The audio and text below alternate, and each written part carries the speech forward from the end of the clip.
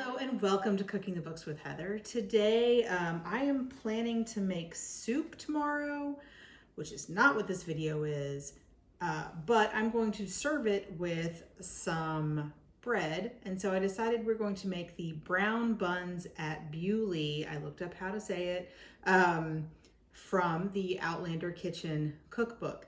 So we're going to make this tomorrow, but there are 2 steps you need to do the night before. And then they just sit overnight, so no big deal. First off, I have some whole wheat flour. This is supposed to be stone ground whole wheat, but I just had some regular whole wheat flour. I have a little bit of yeast that I'm going to put into my whole wheat flour. Yeah, that's it. And then this, we're supposed to mix this up first, sorry. Kind of mix that yeast into the flour. And then I've got some lukewarm whole milk. She says you can also use the whey leftover if you've made the crowdy cheese like we have made previously. I didn't use my whey. And I didn't keep it. It's been too long now to use it. But if you have that, you can also serve that on top of these, or in these rolls, on top of these rolls, whatever, with these rolls if you want. But I'm just going to use the whole milk here.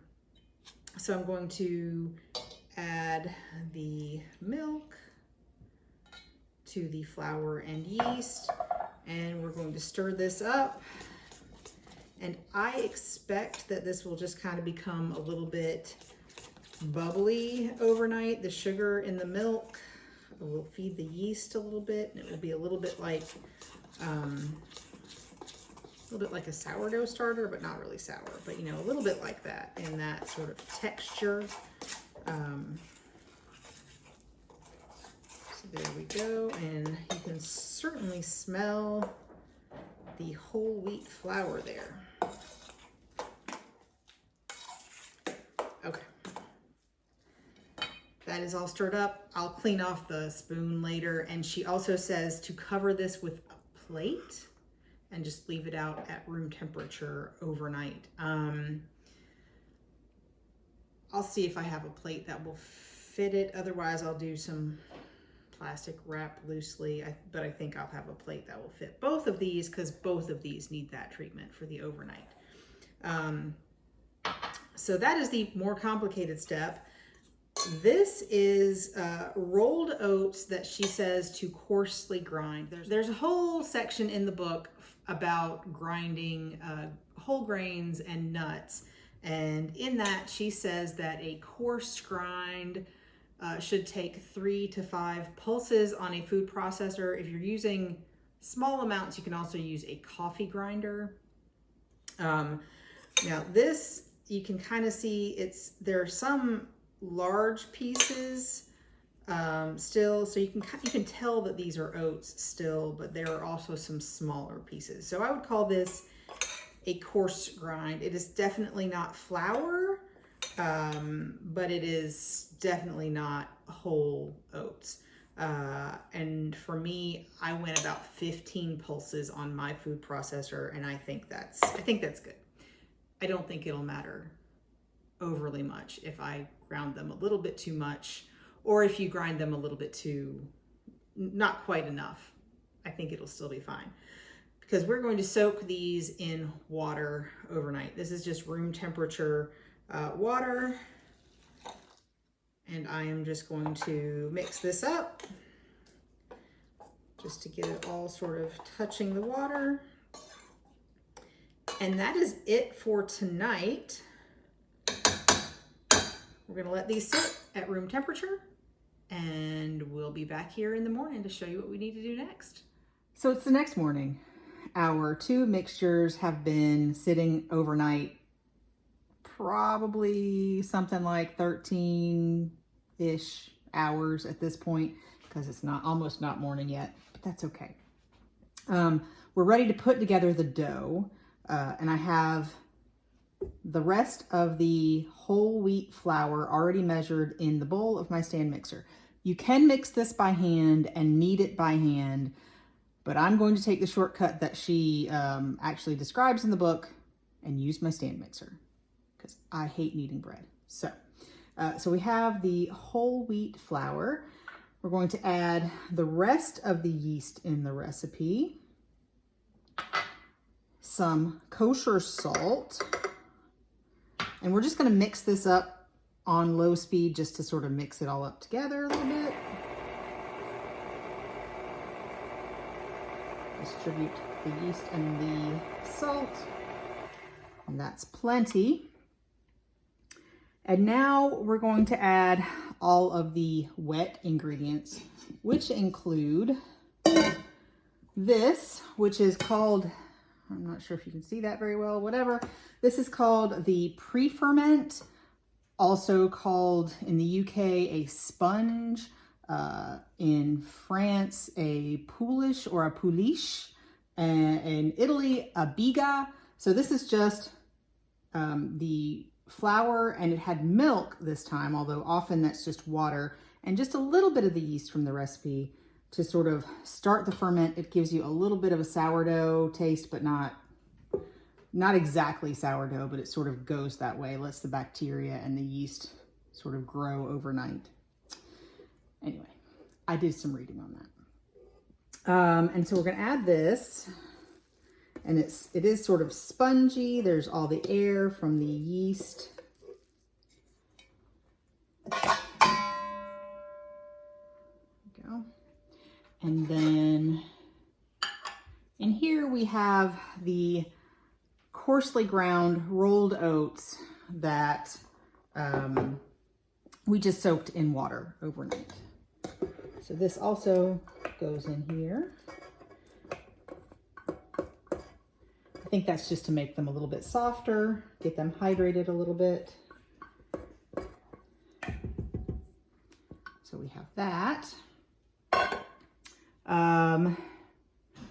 We're also going to add a little bit of honey for some sweetness and a little bit more food for that yeast.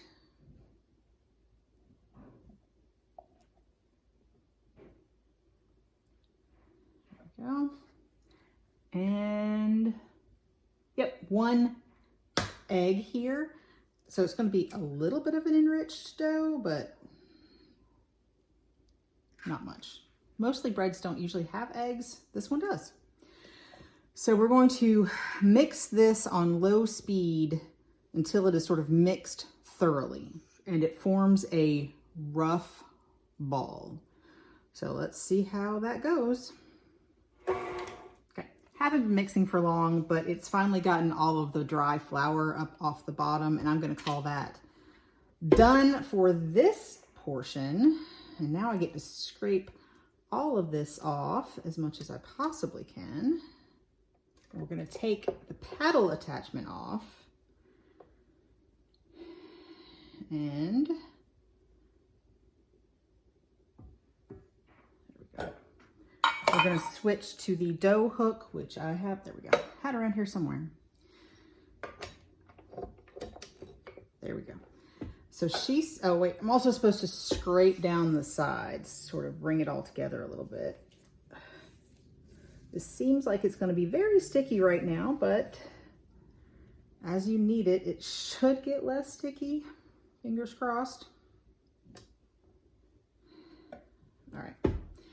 So we're going to knead this on medium until the dough is smooth, firm, and slightly tacky, but not sticky. This is going to take like 10 or 11 minutes, according to her. I'll keep track of how long it takes for us.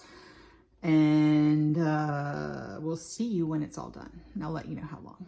So we've kneaded this for 11 minutes plus a little bit, and it is still very sticky. We are going to add a tiny bit more flour and see if we can get it more to the tacky and not sticky stage. I have to wash my hands again. Just to make sure we get it not super sticky, because you don't really want it sticky later on, and it won't ever, I don't think it'll ever get better here. So what I'm going to do is add maybe a tablespoon more flour and knead it for a little bit and see what happens. And I'll let you know. I'll show you what it looks like when we're done with that and let you know exactly how much everything. All right. So I've added about 2 tablespoons of my whole wheat flour, and it's definitely more on the tacky, not sticky side, although there's still some sticking to my fingers. We're gonna call that good. And I'm gonna wash my hands again. So to prepare the bowl for the dough, the bowl we're gonna proof it in, we're supposed to butter it. I've seen some recipes call for oil, so this is not unusual. I'm using salted butter just because I don't mind a little extra salt with my butter on a bun, on a dinner roll or something like that. So that is what we're doing.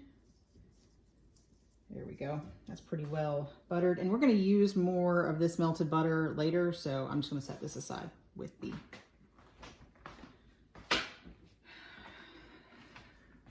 brush. That's what it's called. And so now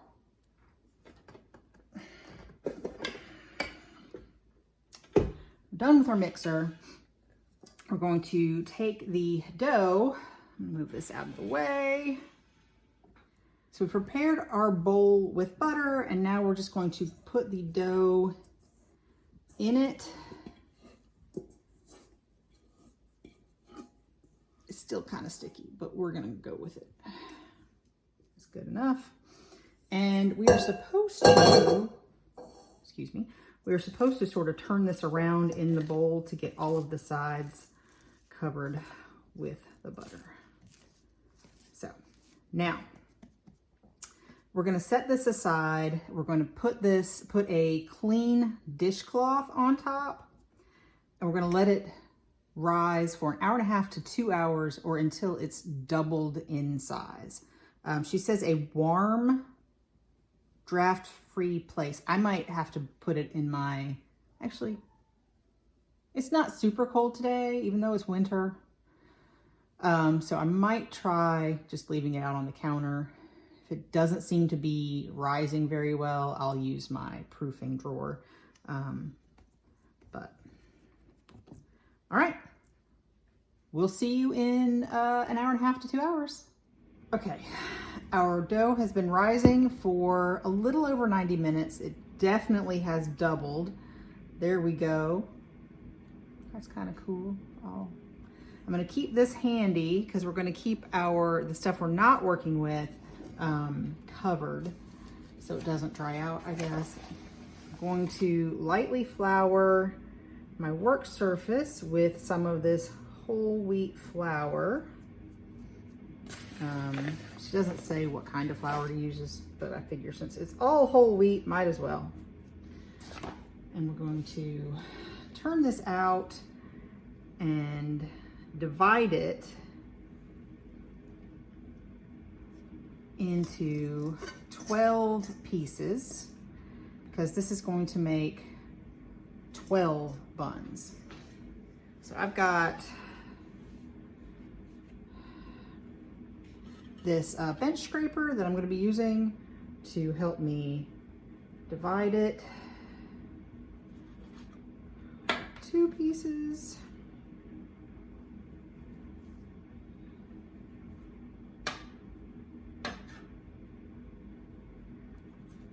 4 pieces.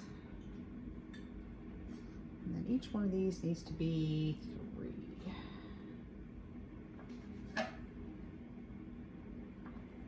I'm not trying to be perfect with these. They can be different sizes. I don't care that much. She says to have 2 parchment sheets, 2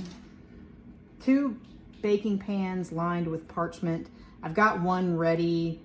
I kind of feel like they should all fit on one, but I don't know how big they're going to get, so we'll see.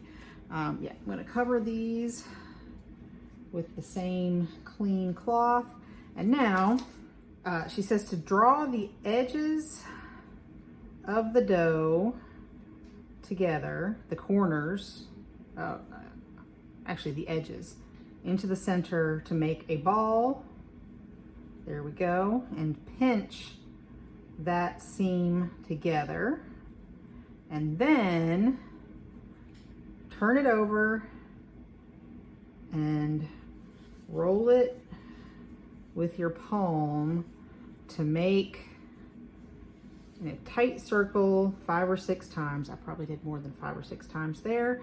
And flatten it slightly. And then I'm going to put it on here. I'll go ahead and put them all on here, and then I'll separate them into another, onto another sheet if I feel I need to. But we're just going to keep doing that with all of our dough here. And to make our buns. So we're going to do that 12 times. And keep the pinched side on the bottom. Okay, I have rolled all of my buns. Doesn't look bad, considering I've never really done this before.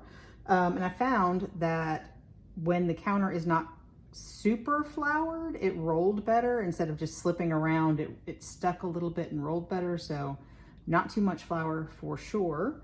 When I refloured it, it got much harder. So anyway, little tip. So now we are going to cover these with plastic wrap and let them sit at room temperature until they have almost doubled, 60 to 90 minutes. And then we'll be just about ready to bake. So we'll see you in an hour or so.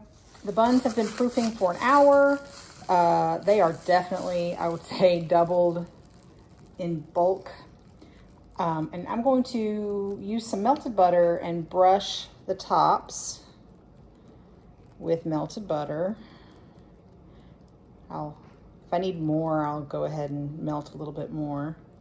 And then we have some of the rolled oats that we're just going to sprinkle on top, make it kind of pretty and let you know that these are oat buns. And we're going to do that with all of them. And then we're going to put them in the oven at 350 degrees. And I have my rack set. She says to bake them in the middle, but I know 2 of these don't fit on one shelf.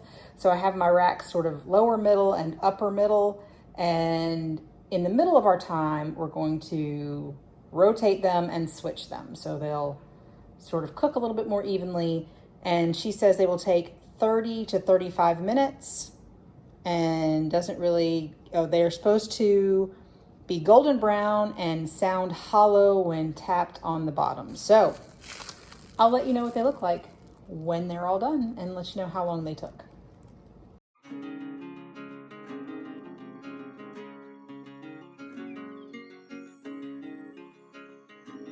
On this episode of Cooking the Books with Heather, you watched me make the brown buns at Beauly from Teresa Carl Sanders' Outlander Kitchen Cookbook. And I'm not really a bread gal. I don't love to make bread. I usually leave that to my husband, but he doesn't want to be on camera, so I made it. So I was really glad that I could use my stand mixer for this, because I really think that you probably would need to knead this for a really long time if you were doing it by hand. So I'm glad that I didn't have to. It rose beautifully. They turned out light. They were a good size. For whole wheat, it was one of the lightest breads that I've ever made myself. So I liked that. Grinding the oats was not a big deal, but I do that. I'm used to that because I do it for a cookie that I make. And so it wasn't a new thing to me, but it does require then the food processor as well as the stand mixer. You can do small batches in a coffee grinder as well. So I was really impressed. I don't know that I would ever say any bread is super easy. There's always a lot of waiting time while it rises. But the shaping of these was not as difficult as I thought it might be. And a little tip, I found that if you had too much flour on the board, that it didn't roll into a nice ball as well as if you had less flour. So if it got a little sticky on the countertop, that was helpful in rolling those out. But we had those with some soup, and they were really great, sort of dipped in the soup, and with that flavor added was good. And then we used some of the leftover ones as hamburger buns, and that was really good as well. So it was felt a little bit healthier as a hamburger bun, but they happened to be sort of the perfect size. And so that worked out really, really well for us. So, if you have leftover, feel free to do that with them, or just make them for that if you want, because they do turn out great for hamburger buns. And I would make them again, but I would probably make my husband do them next time. But if you enjoyed watching me make this, give me a thumbs up, hit the subscribe button, and come back and watch me make something else next week.